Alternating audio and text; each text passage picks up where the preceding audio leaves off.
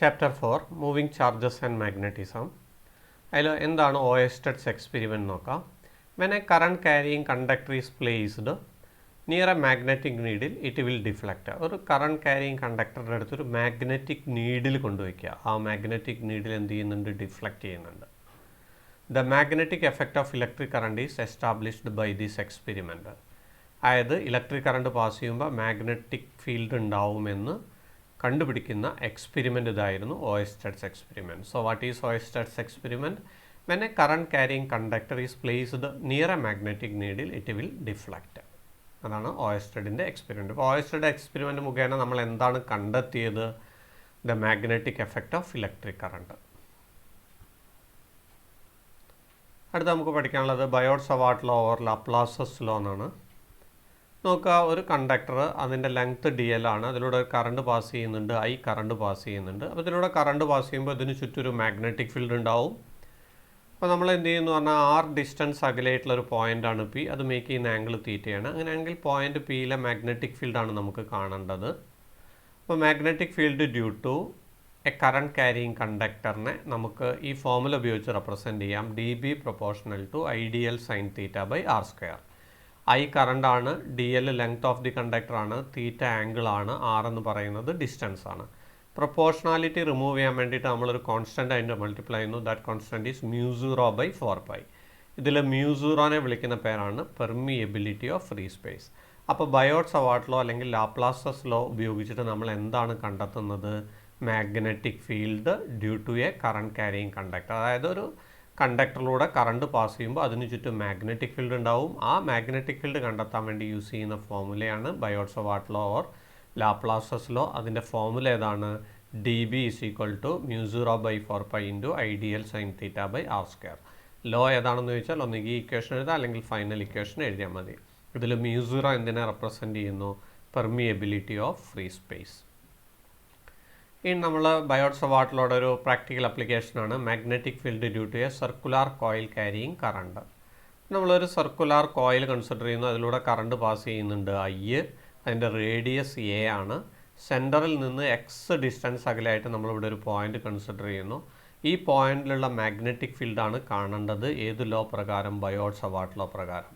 അതിന് വേണ്ടിയിട്ട് നമ്മൾ എന്ത് ചെയ്യുന്നു പറഞ്ഞാൽ ഈ എൻഡിൽ ഒരു ചെറിയ എലമെൻറ്റ് കൺസിഡർ ചെയ്യുന്നു DL. അത് ഈ പോയിന്റിൽ നിന്ന് R ഡിസ്റ്റൻസ് അകലെയാണ്. അപ്പോൾ ഇവിടെ ഉണ്ടാകുന്ന മാഗ്നറ്റിക് ഫീൽഡ് ഇതിലൂടെ ഈ എൻഡിലൂടെയുള്ള ചെറിയ എലമെൻറ്റിലൂടെ കറണ്ട് പാസ് ചെയ്യുമ്പോൾ ഇവിടെ ഉണ്ടാകുന്ന മാഗ്നറ്റിക് ഫീൽഡിനെയാണ് ഈ dB റെപ്രസെൻറ്റ് ചെയ്യുന്നത്. ഈ dBനെ നമ്മൾ രണ്ട് കമ്പോണൻസ് ആയിട്ട് സ്പ്ലിറ്റ് ചെയ്യുന്നു. dB sine phi, dB cos phi. ഈ ആംഗിൾ ഫൈ ആണ്. അതുപോലെ തന്നെ ഇവിടുത്തെ ഒരു ചെറിയ എലമെൻറ്റിലൂടെ കറണ്ട് പാസ് ചെയ്യുമ്പോൾ ഉണ്ടാകുന്ന മാഗ്നറ്റിക് ഫീൽഡിനെയാണ് ഈ dB റെപ്രസെൻറ്റ് ചെയ്യുന്നത്. ഇതിനെയും രണ്ട് കമ്പോണൻസ് ആയിട്ട് സ്പ്ലിറ്റ് ചെയ്യുന്നു. dB sine phi, dB cos phi. ഇവിടെ dB കോസ് ഫൈ ഓപ്പോസിറ്റ് ഡയറക്ഷനിലാണ്, അപ്പോൾ അത് ക്യാൻസൽ ചെയ്യും. പിന്നുള്ളത് dB സൈൻ ഫൈകൾ ആഡ് ചെയ്യണം. അപ്പോൾ ടോട്ടൽ മാഗ്നറ്റിക് ഫീൽഡ് കാണാൻ വേണ്ടിയിട്ട് നമുക്ക് എന്ത് ചെയ്താൽ മതി? ഇവിടെയുള്ള ഓരോ dB സൈൻ ഫൈയെയും ആഡ് ചെയ്താൽ മതി. So we can write B = magnetic field B = sigma dB sine phi. dBയുടെ വാല്യൂ നമ്മൾ ബയോട്ട്-സവാർട്ട് ലോ പ്രകാരം പഠിച്ചതാണ്. അപ്പോൾ അവിടെ നമ്മൾ B = സിഗ്മ × dBക്ക് പകരം μ0/4π × നമ്മൾ പഠിച്ചത് IDL സൈൻ തീറ്റയാണ്. പക്ഷേ ഇവിടെ ആംഗിൾ ഈ ആംഗിളാണ്.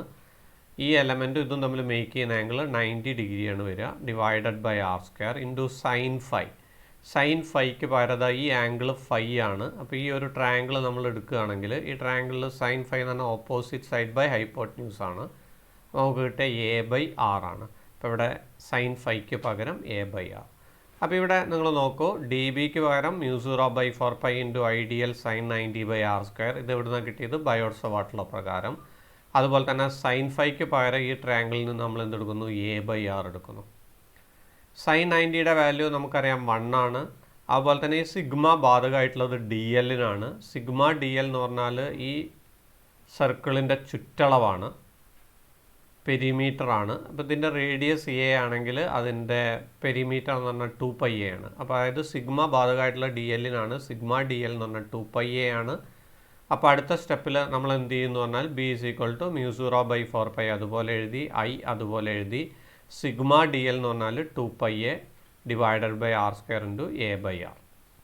അപ്പോൾ ഇവിടെ നമ്മൾ നോക്കിക്കഴിഞ്ഞാൽ നമുക്ക് 2π 4 പൈ ക്യാൻസൽ ചെയ്യും, പൈ ക്യാൻസൽ ചെയ്യും, 2ഉം 4ഉം ക്യാൻസൽ ചെയ്യുമ്പോൾ ഡിനോമിനേറ്ററിൽ 2 വന്നു. ഇവിടെ μ0 ഉണ്ട്, ഐ ഉണ്ട്, എ ഇൻറ്റു എ സ്ക്വയർ. അപ്പോൾ μ0 I A square divided by 2 നേരത്തെ നമ്മൾ പറഞ്ഞു, പൈ ക്യാൻസൽ ചെയ്ത് പോയി, R square into R cube. അപ്പോൾ ബിയുടെ വാല്യൂ നമുക്ക് കിട്ടി, B is equal to μ0 I A square divided by 2 R cube. ഇനി നമ്മളിവിടെ ആർ ക്യൂബിന് സബ്സ്റ്റിറ്റ്യൂഷൻ കൊടുക്കുകയാണ്. നമുക്കറിയാം R cube is equal to R square is equal to A square plus X square ആണ്. അപ്പോൾ R is equal to root of A square plus X square ആണ്. Root of A square plus X സ്ക്വയറിനെ നമുക്ക് A square plus X square whole raised 1/2 എന്ന് എഴുതാം. അപ്പോൾ R cube is equal to നമുക്ക് കിട്ടുക A square plus X square whole raised 3/2 ആണ്. അപ്പോൾ ആർ ക്യൂബിന് പകരം നമ്മൾ എന്ത് കൊടുക്കുന്നു, A square plus X square whole raised 3/2. ഇപ്പോൾ ഇവിടെ n നമ്പർ ഓഫ് ടേൺസ് ഉണ്ടെങ്കിൽ നമ്മൾ ഇവിടെ ഒരൊറ്റ ടേണേ ഉള്ളൂ, അപ്പോൾ നമ്മൾ ഒരു പ്രാവശ്യം മൾട്ടിപ്ലൈ ചെയ്യുന്നുള്ളൂ. n നമ്പർ ഓഫ് ടേൺസ് ഉണ്ടെങ്കിൽ ഇവിടെ ഒരു n കൂടി വരും. ഇനി നമ്മൾ എന്ത് ചെയ്യുന്നു എന്ന് പറഞ്ഞാൽ ഈ പോയിന്റ് ഇവിടെ സെൻറ്ററിലാണെന്ന് വിചാരിക്കുക. അറ്റ് സെൻറ്റർ ആണെങ്കിൽ എക്സിൻ്റെ വാല്യൂ 0 ആവും. അപ്പോൾ ഈ ഇക്വേഷനിൽ എക്സിൻ്റെ വാല്യൂ 0 ആവും. അപ്പോൾ എ സ്ക്വയർ ഹോൾ റേസ്ഡ് 3/2 പറഞ്ഞാൽ 2 കട്ട് ചെയ്ത് പോവും. പിന്നെ എ ക്യൂബാണുള്ളത്, എ ക്യൂബും ഇവിടെ ഒരു എ സ്ക്വയർ ഉണ്ട്, എ സ്ക്വയർ കട്ട് ചെയ്തു, ബാക്കി ഉണ്ടാവുക ഇവിടെ അടിയിൽ എ മാത്രമാണ് ഉണ്ടാവുക. അപ്പോൾ ബി ഈസ് ഈക്വൽ ടു എന്ത് കിട്ടി, μ0 I/2a. ഈ ഫോർമുല മാത്രമായിട്ട് എക്സാമിന് ചോദിച്ചിട്ടുണ്ട്. അതായത് magnetic field due to a circular coil carrying കറണ്ടിൻ്റെ ഫോർമുല ഡയറക്റ്റായിട്ട് എഴുതാൻ വേണ്ടി ചോദിക്കുന്നുണ്ട്. അപ്പോൾ നമ്മൾ എഴുതേണ്ടതാണ് B is equal to μ0 I/a square divided by 2 into A square plus X square whole raised 3/2. Problem ചോദിക്കാറുണ്ട്. അതുപോലെ തന്നെ അറ്റ് സെൻറ്ററിലും ഇതേപോലെ തന്നെ ഫോർമുല ചോദിക്കാറുണ്ട്, പ്രോബ്ലം ചോദിക്കാറുണ്ട്. ഇനി എന്താണ് magnetic Lorentz force? It is the force on a charge when it enters a magnetic field. ഒരു ചാർജ് ഒരു മാഗ്നറ്റിക് ഫീൽഡിൽ എൻ്റർ ചെയ്യുമ്പോൾ അതിനൊരു ഫോഴ്സ് അനുഭവപ്പെടും. ആ ഫോഴ്സിനെ വിളിക്കുന്ന പേരാണ് magnetic Lorentz force. Magnetic Lorentz ഫോഴ്സിനെ നമ്മൾ ഈ ഫോർമുല ഉപയോഗിച്ച് represent F is equal to Q into V cross B. ഇതിൽ ക്യൂ എന്ന് പറഞ്ഞാൽ ചാർജാണ്, വി വെലോസിറ്റിയാണ്, ബി എന്ന് പറഞ്ഞാൽ മാഗ്നറ്റിക് ഫീൽഡാണ്. ഇതിനെ എക്സ്പാൻഡ് ചെയ്യുമ്പോൾ നമുക്ക് കിട്ടുക F is equal to Q V B sine theta. ഇവിടെ നമ്മൾ നോക്കുക, തീറ്റ 0 ആവുന്ന സമയത്ത് F is equal to Q V B sine 0. Sine 0ൻ്റെ വാല്യൂ 0 ആയതുകൊണ്ട് എഫ് ഇസ് ഈക്വൽ ടു എന്ത് കിട്ടി, 0 കിട്ടി. അതുപോലെ തന്നെ when theta is equal to 90 degree നമുക്ക് F is equal to Q V B sine 90. Sine 90യുടെ വാല്യൂ 1 ആയതുകൊണ്ട് നമുക്ക് ഇവിടെ എന്ത് കിട്ടി, ക്യൂ വി ബി കിട്ടി. അടുത്ത നോക്കുക, when the charge is launched perpendicular to the magnetic field. Charge magnetic ഫീൽഡിന് പെർപെൻഡിക്കുലർ ആയിട്ടാണ് ലോഞ്ച് ചെയ്യുന്നതെങ്കിൽ തീറ്റ 90 ഡിഗ്രി, ഈ കേസ്. അങ്ങനെ തീറ്റ 90 ഡിഗ്രി ആവുന്ന സമയത്ത് the charge will follow circular path. അപ്പോൾ ആ ചാർജ് മാഗ്നറ്റിക് ഫീൽഡിൽ എങ്ങനത്തെ പാത്താണ് ഫോളോ ചെയ്യുക, സർക്കുലർ പാത്ത്. അപ്പോൾ ചാർജ് ഒരു മാഗ്നറ്റിക് ഫീൽഡ് എൻ്റർ ചെയ്യുമ്പോൾ അത് സർക്കുലർ പാത്ത് ഫോളോ ചെയ്യണമെങ്കിൽ ആംഗിൾ എത്രയായിരിക്കണം, 90 ഡിഗ്രി ആയിരിക്കണം. അതായത് ചാർജ് എങ്ങനെ ലോഞ്ച് ചെയ്യണം, charge is launched perpendicular to magnetic field. അടുത്തത് ലോറൻസ് ഫോഴ്സ്.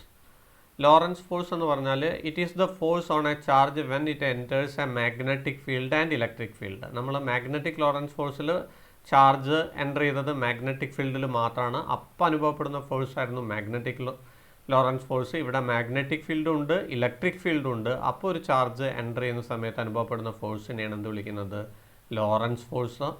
ലോറൻസ് ഫോഴ്സ് കാണാനുള്ള ഫോർമുല അതാണ്, F is equal to Q into V cross B plus Q E. Q into V cross B എന്ന് പറഞ്ഞാൽ magnetic Lorentz force ആണ്.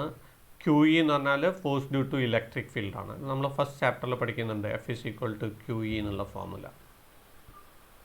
അടുത്തത് Ampere circuital law. The line integral of magnetic field over a closed curve is μ0 times current. നമുക്ക് ഒരു ഇക്വേഷനായിട്ട് represent ചെയ്യാം. Integral B D L is equal to μ0 ആയി. ഇത് ഇൻറ്റഗ്രൽ ആണ്, എലോങ് ദി ലെങ്ത് ആണ്. ഡി എൽ എന്ന് പറഞ്ഞാൽ ലെങ്ത് ആണ്, എലോങ് ദി ലെങ്ത് ആണ് ഇൻറ്റഗ്രേറ്റ് ചെയ്യുന്നത്. അതുകൊണ്ടാണ് line integral of magnetic field എന്ന് പറയുന്നത്. അതാണ് ഇവിടെ പറഞ്ഞിരിക്കുന്നത്, line integral of magnetic field എന്ന് പറയുമ്പോൾ ഡി എൽ എന്ന് പറഞ്ഞാൽ എലോങ് ലെങ്ത് ആണ് ഇൻറ്റഗ്രേറ്റ് ചെയ്യുന്നത്. അപ്പോൾ നമ്മൾ വിളിക്കുന്നു line integral of magnetic field. എങ്ങനത്തെ കർവായിരിക്കണം, ക്ലോസ്ഡ് കർവായിരിക്കണം. ഈസ് μ0 ടൈംസ് കറണ്ട്, അതായത് μ0 ഇൻറ്റു ഐ. അപ്പോൾ ആംപിയർ സർക്യൂട്ടൽ ലോയുടെ മാത്തമാറ്റിക്കൽ എക്സ്പ്രഷൻ എഴുതാൻ പറഞ്ഞാൽ നമ്മൾ എഴുതിയാൽ മതി, integral B D L is equal to μ0 I. ഡെഫിനിഷനാണ് പറയുന്നതെങ്കിൽ the line integral of magnetic field over a closed curve is μ0 times current. അടുത്തത് applications of Ampere circuital law ആണ്. അതിൽ ഫസ്റ്റ് ആപ്ലിക്കേഷൻ നോക്കുക, magnetic field due to a long straight conductor.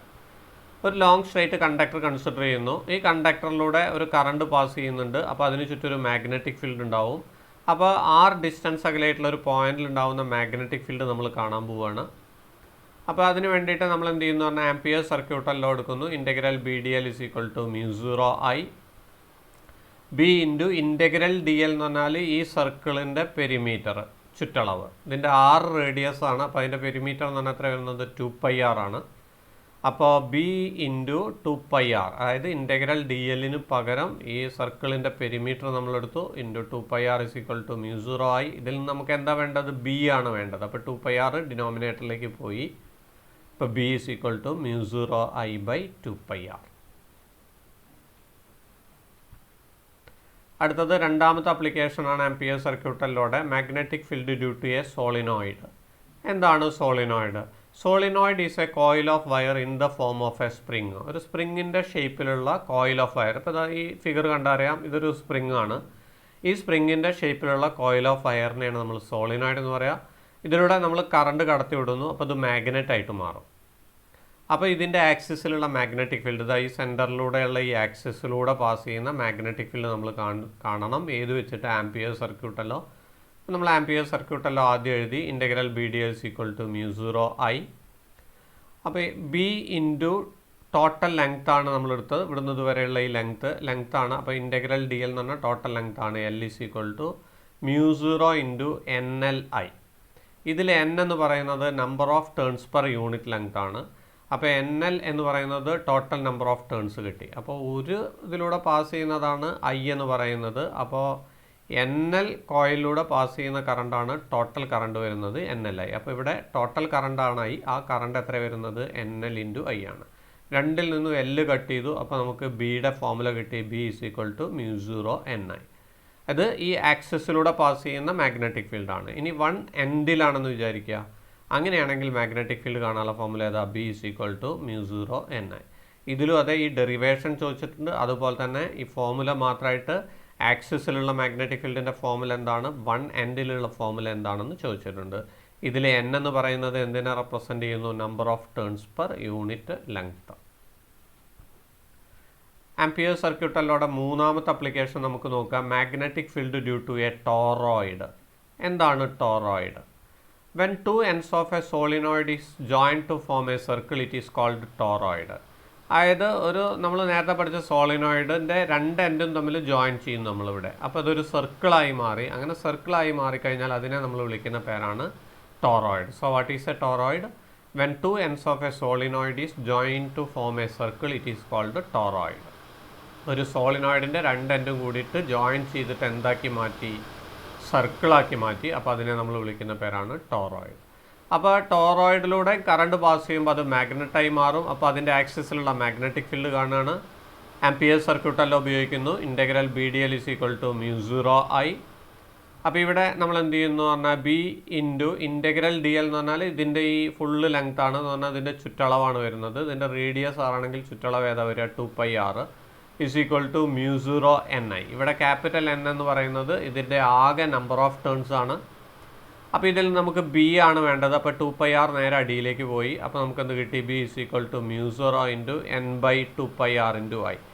n/2πr ഒരു constant ആണ്. അതിനെ നമുക്ക് സ്മോൾ n എന്ന് വിളിക്കാം. Number of turns per unit length. നമ്മൾ സോളിനോയിഡിൽ പിന്നെ NL ആണ് n എന്ന് കൊടുത്തത്. അവിടെ എല്ലിന് പകരം ഇവിടെ ഏതാ വരുന്നത്, 2πr ആണ് വരുന്നത്. അത് വരുന്നത്. അപ്പോൾ n/2πr നമുക്ക് സ്മോൾ n കൊടുക്കാം. അപ്പോൾ നമ്മളെ ഇക്വേഷൻ എന്തായി മാറി, B is equal to μ0NI. അപ്പോൾ നിങ്ങൾ നോക്കുക, സോളിനോയിഡിലാണെങ്കിലും ടോറോയിഡിലാണെങ്കിലും മാഗ്നറ്റിക് ഫീൽഡ് കാണാനുള്ള formula B is equal to μ0NI ആണ്. സോളിനോയിഡിൻ്റെ കാര്യത്തിലാണെങ്കിൽ n എന്ന് പറഞ്ഞാൽ number of turns per unit length ആണ് വരുന്നത്. അതായത് small n is equal to capital N/L ആണ്. ഇവിടെ small n is equal to capital N/2πr. ഇനി എന്താണ് ഫ്ലെമിങ്ങിൻ്റെ left hand rule? Stretch the 3 fingers of the left hand in mutually perpendicular such that 4 finger represents magnetic field. നമ്മൾ എന്ത് ചെയ്യുന്നു എന്ന് പറഞ്ഞാൽ ലെഫ്റ്റ് ഹാൻഡിലെ 3 ഫിംഗേഴ്സ് ഏതൊക്കെയാണ്, 4 ഫിംഗർ, മിഡിൽ ഫിംഗർ, അതുപോലെ തന്നെ തമ്പ്. ഈ 3 ഫിംഗേഴ്സ് മ്യൂച്വലി പെർപെൻഡിക്കുലർ ആയിട്ട് പ്ലേസ് ചെയ്യുക. അങ്ങനെ പ്ലേസ് ചെയ്യുന്ന സമയത്ത് ഫോർ ഫിംഗർ മാഗ്നറ്റിക് ഫീൽഡിനെ റെപ്രസെൻറ്റ് ചെയ്യുകയും middle finger represents current. Middle finger എന്തിനെ റെപ്രസെൻറ്റ് ചെയ്യുക? കറണ്ടിനെ റെപ്രസെൻറ്റ് ചെയ്യുകയാണെങ്കിൽ then thumb represents direction of force. അങ്ങനെയാണെങ്കിൽ തമ്പ് എന്തിൻ്റെ ഡയറക്ഷൻ ആയിരിക്കും? ഫോഴ്സിൻ്റെ ഡയറക്ഷൻ ആയിരിക്കും. അപ്പോൾ മാഗ്നറ്റിക് ഫീൽഡും കറണ്ടും കിട്ടിക്കഴിഞ്ഞാൽ ഫോഴ്സിൻ്റെ ഡയറക്ഷൻ കാണാൻ വേണ്ടി നമ്മൾ യൂസ് ചെയ്യുന്നതാണ് ഇത് ഫ്ലെമിങ്ങിൻ്റെ ലെഫ്റ്റ് ഹാൻഡ് റൂള്. ലെഫ്റ്റ് ഹാൻഡിലെ 3 ഫിംഗേഴ്സ് മ്യൂച്വലി പെർപെൻഡിക്കുലർ ആയിട്ട് പ്ലേസ് ചെയ്യുക. അതിൽ ഫോർ ഫിംഗർ മാഗ്നറ്റിക് ഫീൽഡും മിഡിൽ ഫിംഗർ ഇലക്ട്രിക് കറണ്ടും ആണെങ്കിൽ തമ്പിൻ്റെ ഡയറക്ഷൻ എന്തായിരിക്കും? ഫോഴ്സ് ആയിരിക്കും. അപ്പോൾ ഇതിനെ നമുക്ക് EMF എന്ന് വിളിക്കാം. ആൻറ്റി ക്ലോക്ക് വൈസ് ഡയറക്ഷനിൽ EMF, ഫോഴ്സ്, മാഗ്നറ്റിക് ഫീൽഡ്, അതുപോലെ തന്നെ ഇലക്ട്രിക് കറണ്ട് വരുന്നത്.